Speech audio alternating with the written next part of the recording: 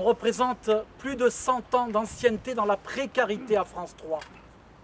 Pascal, combien d'années d'ancienneté? 10 ans. 17 ans en ce qui me concerne. 14. 19. 17.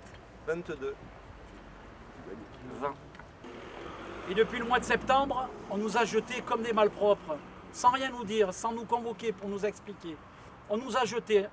Tout ça à cause d'une gabegie, une mauvaise gestion de France Télévisions. Et la meilleure solution pour renflouer les caisses, eh bien, c'est foutre dehors les précaires, ceux qui font vivre cette boîte depuis longtemps, avec les titulaires.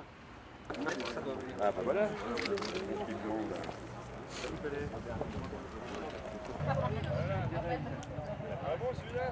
Au mois de septembre, on leur a annoncé que c'était la politique du zéro CDD brutalement, qui se retrouvent dans des situations professionnelles inqualifiables, sociales et familiales encore de plus dramatiques, qui arrivent maintenant dans des situations de RSA, des mères de famille, des pères de famille, et qui n'ont absolument aucun futur professionnel.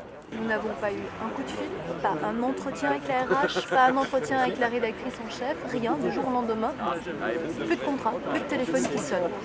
On n'a pas compris, même moi qui venais bosser à France 2 en plein mois d'août, je me dis j'ai dû faire une bêtise, on ne me rappelle plus. Comment ça se fait?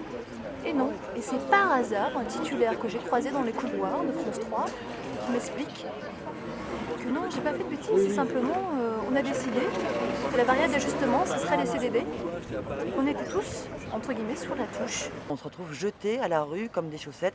Moi, j'avais pas l'ambition de mettre la 3 au Prud'homme, hein, c'est la boîte pour laquelle je bosse, j'aime mon métier. Et du jour au lendemain, on est obligé de faire valoir nos droits parce que ça fait 14 ans qu'ils nous embauchent de manière illégale et qu'ils nous jettent de manière illégale. Et on est juste là pour faire valoir nos droits et puis avoir du travail, quoi. Moi, je veux travailler, tout simplement.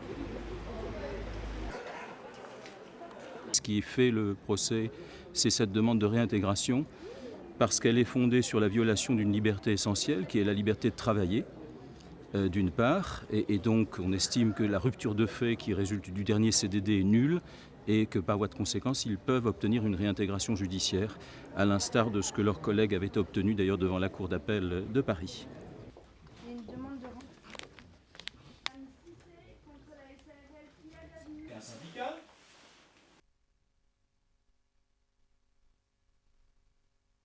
Quand on sort de là, qu'on n'y est pas habitué, on est abattu quand même. On se demande ce qui nous arrive.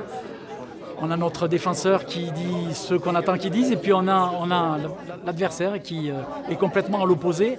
J'ai trouvé que ça s'est passé sur le plan du chantage, une espèce de chantage économico-social, mais que sur le fond, sur le système de pérennisation du CDD, il n'y a pas eu aucun argument qui puisse tenir. Seule la réintégration, sur le plan de la réparation, je dirais, est un objectif qui en vaut la peine. Et c'est le procès de la réintégration de rédacteurs, de journalistes, de techniciens, que ce procès, aujourd'hui devant le Conseil des prud'hommes de Montpellier. Je peux vous dire, mais vous le savez, que beaucoup de médias sur le plan national regardent Montpellier aujourd'hui.